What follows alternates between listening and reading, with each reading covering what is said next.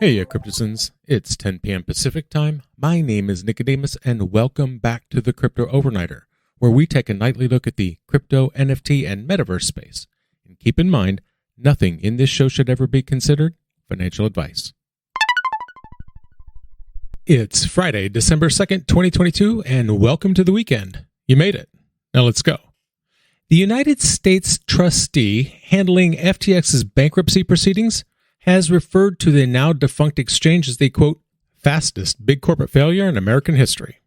And so now they're calling for an independent investigation into its sudden downfall.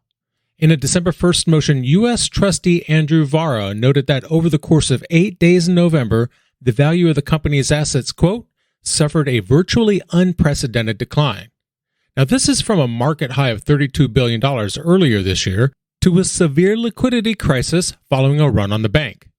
Vara has called for an independent examination of FTX, stating that it is, quote, especially important because of the wider implications that FTX's collapse may have for the crypto industry. An independent examiner has been called in to investigate the bankruptcy.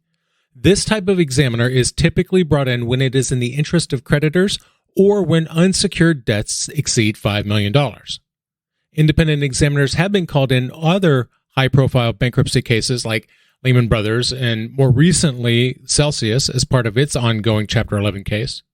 Now, in calling for the independent examination of FTX, the U.S. trustee handling the case stated, quote, the questions at stake are simply too large and too important to be left to an internal investigation. So, in a motion filed on December 1st, the trustee argued that the appointment of an examiner, which requires the approval of the judge, would be in the interest of customers and other interested parties. The examiner would be able to, quote, investigate the substantial and serious allegations of fraud, dishonesty, incompetence, misconduct, and mismanagement by FTX. Now, this motion also suggests that an examiner could look into the circumstances surrounding FTX's collapse, the movement of customer funds off the exchange, and whether entities that have lost money on FTX can claim back those losses. The U.S. trustee has acknowledged that some parties may be concerned about the costs and potential overlap with the company's internal investigation, but has emphasized the importance of appointing an independent examiner to investigate the company's sudden collapse. In related news, the U.S. Attorney's Office and the SEC have reportedly sent requests for information to investors and firms that worked closely with FTX. The authorities have not yet made any charges, but appear to be closely investigating the former exchange. And so now let's take a look at Asia, because FTX Japan is hoping to restart withdrawals after its parent company, FTX, approved a plan to return deposits. If this plan is successful, Japanese users of the collapsed crypto exchange could be among the first to get their money back. Withdrawals from FTX Japan were suspended on November 8th after local financial regulators ordered the exchange to halt services. Now, 3 days later, FTX Trading Limited, the global enterprise founded by SBF, filed for Chapter 11 bankruptcy protection in the United States. And so they announced on its website that they have received approval from the management team at FTX Trading to restart withdrawals. This, according to the notice, the exchange was able to confirm with its bankruptcy lawyers in the U.S. that the Japanese customers' funds, quote, should not be part of the FTX Japan's estate given how these assets are held and property interests under Japanese law. Now, this exchange has been working on the plan to restart withdrawals for the last 2 weeks.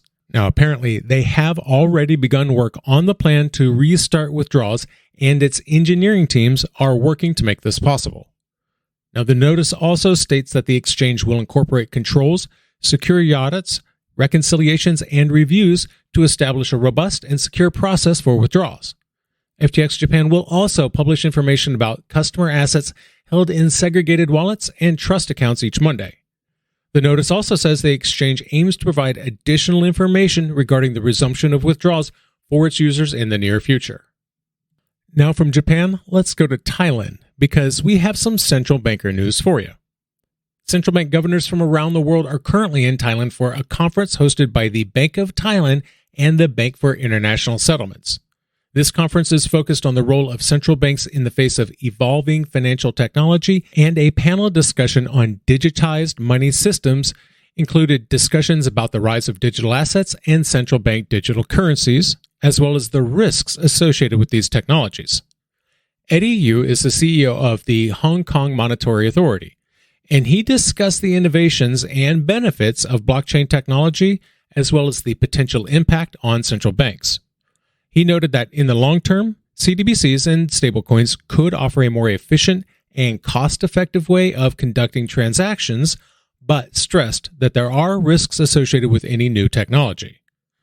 You said that regulators should focus on off-chain activities related to blockchain technology, such as regulating virtual asset exchanges rather than trying to mitigate on-chain risks.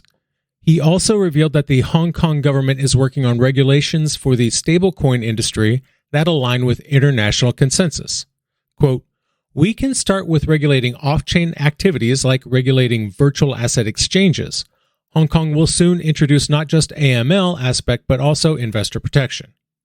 On the other hand, Chang Yang-ri, governor of the Bank of Korea, was less optimistic about the future of blockchain technology in the monetary sector. And so he cited the recent failures of Terra Luna and FTX. Quote, "I was more positive before, but after seeing the Terra Luna and now FTX issues, I don't know if we will see the real benefit of this new technology, at least for monetary policy." And from Thailand, it is a hop over to Singapore, because there are some developments in the Three Arrows Capital saga. Teneo is the New York-based liquidation firm appointed by a British Virgin Islands court to handle this bankruptcy. Well, they have seized $35.6 million from the bank accounts of Three Arrows Capital. This marks the largest amount of money recovered since Three Arrows Capital imploded in July, leaving behind $3.5 billion in debt. This seizure was made 3 months after Teneo received permission from Singapore's High Court to begin investigating the firm's assets in the country. And so it was in a court hearing on Friday. Liquidators reported that they had recovered $2.8 million from forced redemptions of investments, as well as an unspecified number of crypto and NFTs. The task of locating and preserving the remaining assets of Three Arrows so that they can be returned to investors has been made more difficult by the uncooperative behavior of the hedge fund's founders, Kyle Davies and Su Zhu, according to Teneo. In fact, the liquidators have expressed frustration with the founders' lack of cooperation, stating that they have only had limited communication with them and their lawyers. In a court hearing today, the liquidators pointed out that Davies and Zhu have recently returned to the public eye. So it looks like they're trying to rehab their image by calling for transparency in the wake of the collapse of FTX. Zhu tweeted, quote, "The time for truth to surface is now." Meanwhile, Davies has called on SBF to, quote, "chat with transparency in a forum where those he inflicted pain upon can tune in." And you know, all of this is really quite rich. Davies and Zhu have been just clowning around this whole time, hiding out, not speaking up on conference calls, showing just a black square for the avatar, and they're calling out for SBF to be more transparent? That is very much a pot calling the kettle black scenario. And now let's talk about Brett Harrison, because he's the former president of FTX US, and he is apparently trying to raise $6 million in funding for a new cryptocurrency startup. The company, which aims to build a crypto trading software platform for large investors, is being valued at $60 million. Now, the reason why this is interesting to me is that he was not in charge when all of this came down. He stepped down in September.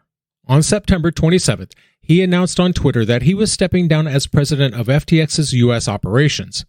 In addition to being president of FTX US, Harrison also ran FTX stocks and FTX US derivatives. So it's going to be interesting to see how well he does with this.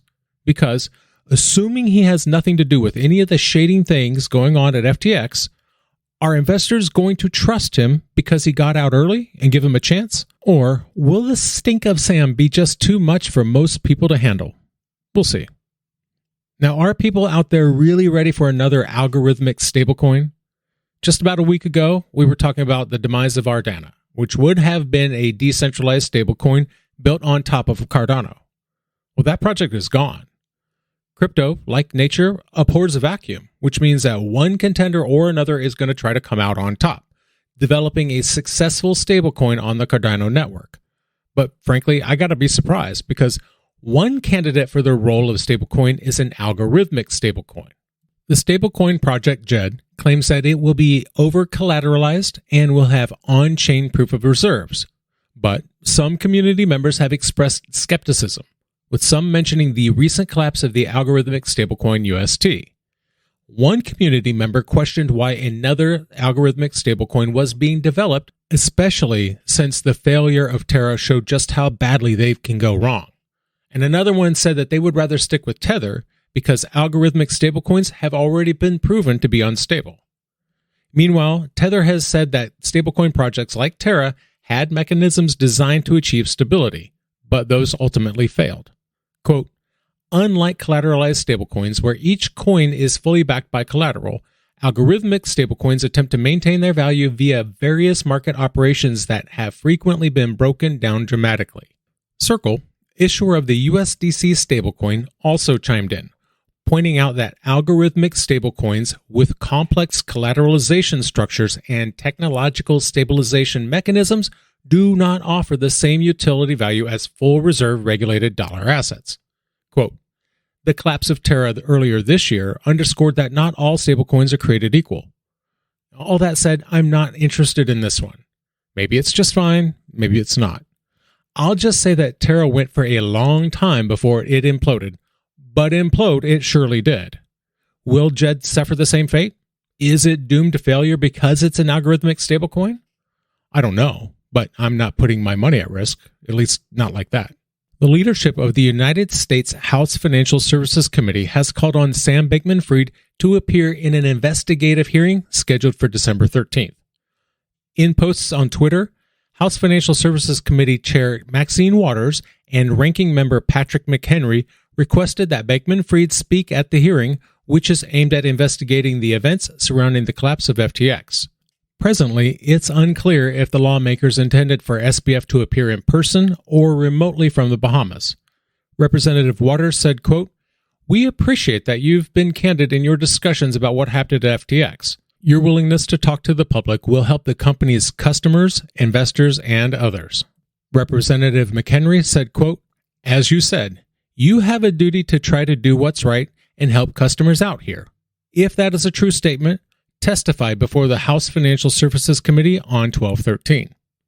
The House Committee said in November that it expected to hear from companies and individuals involved in the downfall of FTX, including SBF, Alameda Research, and Binance. Interestingly enough, FTX filed for Chapter 11 on 11/11, November 11th, with subsequent filings revealing that the company could be accountable for more than 1 million creditors. Some folks on crypto Twitter have pointed out that SBF donated millions of dollars to political candidates in the 2022 midterm elections. According to data from OpenSecrets.org, these contributions included $5,000 donations to a political action committee. This PAC supported Iowa Representative Cindy Axne and New Jersey Representative Josh Gottheimer, both members of the House Financial Services Committee. Since FTX's bankruptcy, SBF has been on a media tour, apologizing for mistakes that led to the exchange's collapse. A report in November suggests that officials were considering extraditing SBF to the United States for questioning, but while the Tornado Cash developer languishes in prison, SBF is still free in the Bahamas. And that's going to do it for us tonight. I want to thank you, my listeners, because when you stop listening, I will stop talking. We'll see you tomorrow night.